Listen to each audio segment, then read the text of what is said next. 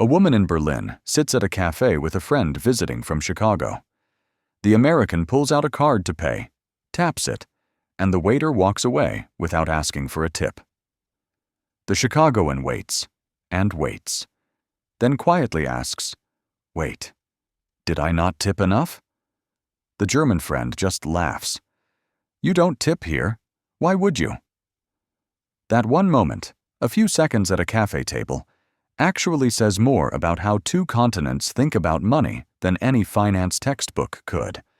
Because it's not really about tipping. It's about two completely different operating systems for how a human being is supposed to relate to their own paycheck. Americans and Europeans earn money differently, sure. But the bigger gap isn't income. It's what each side has quietly decided is normal, and when you actually line these habits up side by side, some of what Americans do, habits most people never even question. Look, from the outside, completely insane. Here are 7 of them. Some will make you laugh.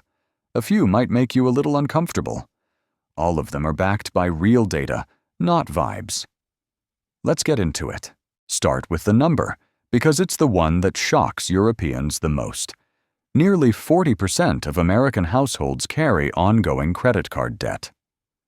In Italy, under 2%. That's not a small gap. That's an entire culture built around a completely different relationship with plastic.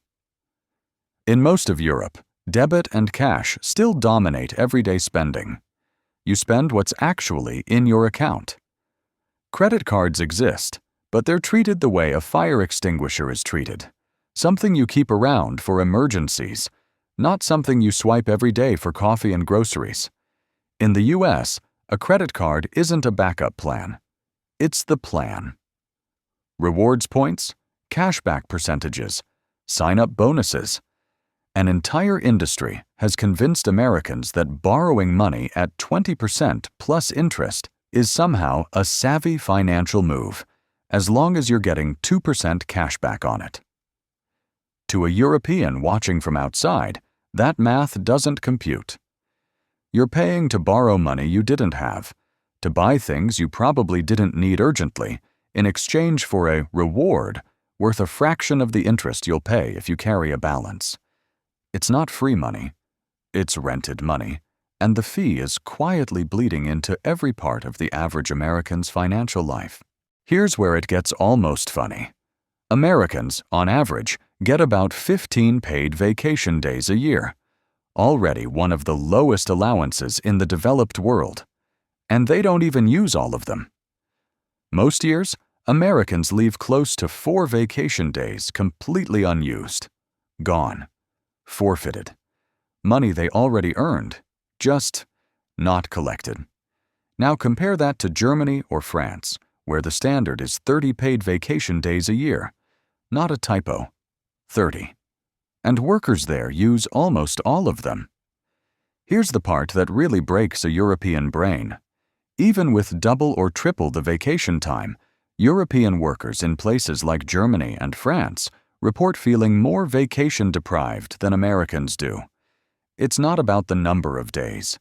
It's the mindset. In the US, taking your full vacation can quietly feel like a red flag, like you're not committed enough, not hungry enough, not all in. In much of Europe, not using your vacation is what gets side-eyed. It signals something's wrong with you, not something's right. Same paycheck concept, turned completely upside down. The average American home today sits around 2,200 square feet. The average British home? 818 square feet. Finland, roughly 880. Germany, under 1,200. That's not just a design preference.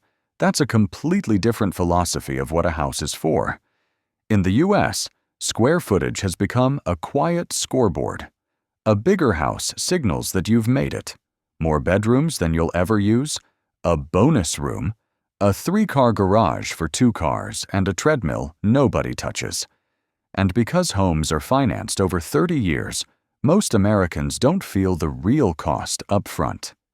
They feel a monthly payment, which makes an oversized house feel deceptively affordable. Across most of Europe, homes are smaller because land is more expensive, cities are older and denser, and, critically, bigger isn't automatically read as better. A smaller, well-located, well-built home isn't a compromise. It's often the sign of someone who understands exactly what they need and refuses to pay for square footage they'll never use. Americans aren't buying shelter. They're buying square footage as a symbol. And they're financing that symbol for 3 decades. Back to that cafe moment from the intro, because this habit deserves its own breakdown. In the US, tipping isn't really optional anymore. 18 to 25% has quietly become the expected baseline, not a bonus for great service. It's built directly into how service workers are paid. Many U.S. states allow employers to pay servers a tipped minimum wage as low as $2.13 an hour, with the assumption that tips will cover the rest. In most of Europe, service workers are simply paid a full, livable wage. Tipping exists, but it's closer to rounding up the bill or leaving a few coins for genuinely excellent service, not a mandatory 20% surcharge silently tacked onto every meal. From a European lens, the American system looks almost backwards. Customers are essentially subsidizing a business's payroll every time they eat out, and if they don't, a real person's income takes the hit, not the restaurant's profit margin. It's a system where the guilt of undertipping falls entirely on the customer, when the actual gap in pay was set by the employer from the start. This one shows up in the shopping cart, not the bank statement, but it adds up to just as much money over time. Americans tend to buy more fast fashion, more disposable furniture, more items designed to be replaced rather than repaired. It's part of why the U.S. has 572 Costco locations, built entirely around the idea of buying more, in bulk, for less per unit. Even if less per unit still means spending more overall on things that won't last. Compare that to much of Europe, where there's a stronger cultural pull toward buying fewer, better things. A coat that lasts 15 years instead of 3. A pair of shoes that gets resold instead of replaced. It's not that Europeans are wealthier per purchase. Average European income is often lower than American income. It's that quality over quantity is treated as the financially responsible choice, not the luxury one. The irony is that buying cheap often costs more in the long run. You just don't feel it as one big number. You feel it as 40 small ones, spread out over a decade, replacing the same broken thing again and again. This is the habit that tends to make Europeans genuinely angry on America's behalf. In Germany, Norway, and Finland, public university is free or nearly free, even for many international students. In the U.S., the average student now graduates with tens of thousands of dollars in loans, and it's completely normal to still be paying that debt off well into your 30s or 40s. What makes this specifically an American habit, not just an American policy problem, is how normalized it's become. Taking on 6 figures of debt at 18 years old, before you've earned a single paycheck, is treated as a responsible, expected life step. Investing in yourself. Meanwhile, across the Atlantic, an 18-year-old is making the same educational choice without gambling a decade of future income on it. It's not that Americans are careless. It's that an entire generation has been taught that this specific kind of enormous debt is different, safer, smarter, more acceptable than any other kind. Most Europeans looking at the numbers don't see a smart investment. They see a financial trap wearing a graduation cap. Save the deepest one for last, because it's the habit that quietly powers all the others. Americans work roughly 25% more hours per year than the average European. That's not a small gap. That's close to an extra full month of work, every single year, compared to someone doing the same job across the Atlantic. And here's the part that actually explains everything else on this list. In American culture, being busy, overworked, and exhausted is often worn almost like a status symbol. "I haven't taken a vacation in 2 years" doesn't sound like a warning sign at a dinner party. It sounds, to a lot of Americans, like proof of how hard someone's grinding. In much of Europe, the opposite is true. Bragging about never resting doesn't read as impressive. It reads as a red flag. Like something in your life or your job is broken, not thriving. This is the habit underneath every other habit on this list.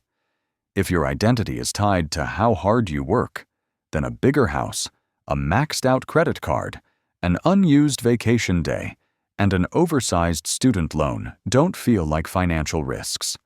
They feel like proof you're winning. That's not a spending habit. That's an entire belief system about what a good life is supposed to look like. And it's the one thing, more than any single dollar amount, that actually separates how these two continents handle money.